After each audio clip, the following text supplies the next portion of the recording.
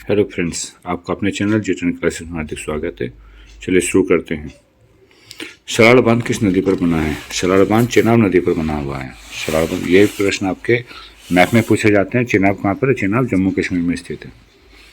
जल कैसा संसाधन है? जल एक नवीकरण संसाधन है। कैसा संसाधन? नवीकरणीय संसाधन है। विश्व जल दिवस कब मनाया जाता है? तो विश्व जल दिवस 22 मार्च को मनाया जाता है। याद रखें, 22 मार्च को। बांस ड्रिप सिंचाई कहाँ प्रचलित है? बांस ड्रिप सिंचाई मेघालय में प्रचलित है। तो सबसे ज़्यादा वर्षा कहाँ होती है, आप कमेंट बॉक्स में बताएंगे। रेन वाटर हार्वेस्टिंग सुमेलित है। रेन वाटर हार्वेस्टिंग वर्षा जल संरक्षण से सुमेलित है। रेन को अंग्रेजी में वर्षा कहते हैं, तो ये वर्षा जल संरक्षण से संबंधित है। Rain water harvesting. विश्व में सर्वाधिक वर्षा किस स्थान पर होती है? माशिन राम में होती है। विश्व में सर्वाधिक वर्षा कहाँ पर होती है? माशिन राम में होती है। टिहरी बांध परियोजना किस राज्य में स्थित है?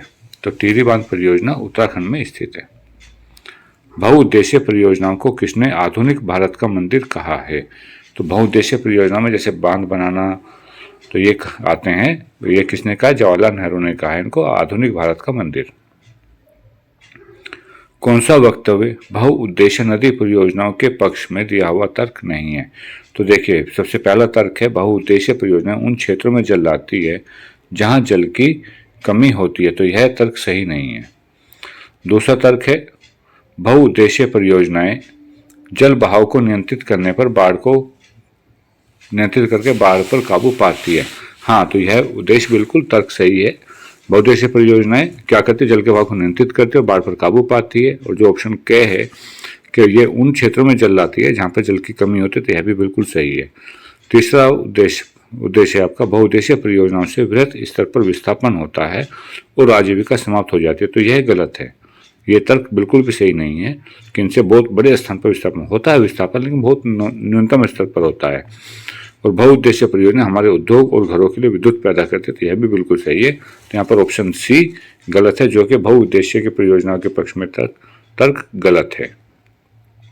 शोक की नदी दामोदर नदी को कहा जाता है, या बंगाल का शोक किसे कहते हैं? दामोदर नदी को कहते हैं। सरदार सरोवर बांध किस नदी पर बनाया गया है? सरदार सरोवर बांध नर्मदा नदी पर बनाया गया है। कोयना जल विद्युत परियोजना किस प्रदेश की एक परियोजना है? तो कोयना जल विद्युत परियोजना महाराष्ट्र की है। कोयना जल विद्युत परियोजना कौन से प्रदेश की परियोजना है? ये महाराष्ट्र प्रदेश की परियोजना है। नर्मदा बचाओ आंदोलन किस परियोजनाओं से सुमेलित है? तो नर्मदा बचाओ आंदोलन सरदार सरोवर परियोजना से सुमेलित है। क्यों है? क्योंकि सरदार सरोवर परियोजना जो है ये कहाँ पर है? नर्मदा नदी पर स्थित है।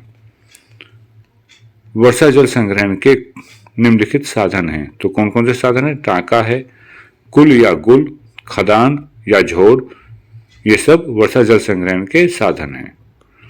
छत वर्षा जल संग्रहण प्रचलित है, तो शिलोंग में छत वर्षा जल संग्रहण प्रचलित है। आप मुझे ऑप्शन में बताएंगे शिलोंग कौन से राज्य की राजधानी है?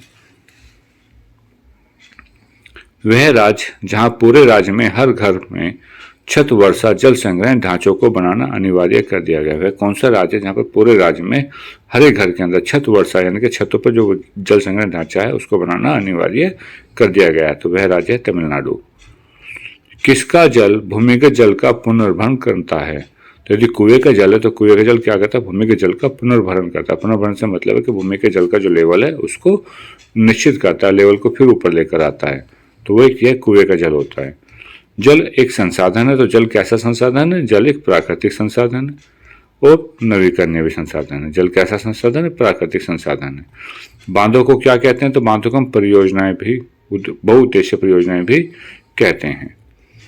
थैंक्स फॉर वॉचिंग जी10 क्लासेस। उम्मीद है आपने इस वीडियो को एंजॉय लिया होगा। चैनल को सब्सक्राइब करना ना भूलें।